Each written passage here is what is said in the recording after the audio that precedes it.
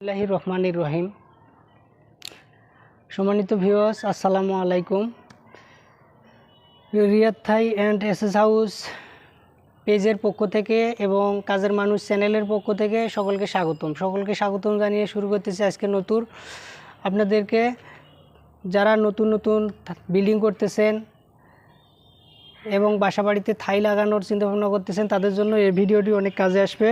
তো আপনারা থাইয়ের যে জানালাটা যে স্পটে যে জানালায় লাগাবেন সেই জানালার আপনার প্লাস্টারটা এভাবে করবেন যে অনেকে কিন্তু প্লাস্টার করে এই যে এই সাইডটা যেরকম খাড়া সাইডটা যেরকম এরকমই করে থাকে। তো এরকম করা যাবে না, প্লাস্টারটা করতে হবে নিচের সাইডটা সম্পূর্ণ আলাদা। এই যে এরকম করতে হবে, গ্রিলের মানে ভিতর দিকে 2 ইঞ্চি, নিচের দিকটাতে আপনারা 1 ইঞ্চি হাইটের 2 ইঞ্চি চ্যাপটা একটি বিট করে নেবেন, যাতে থাইয়ের জানালার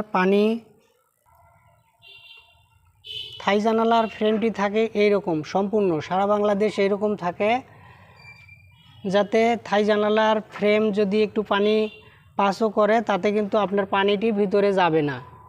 সে কারণে এরকম বিট করে নিতে হয়, তাহলে থাই জানালার কাজটা 100% রাইট হবে।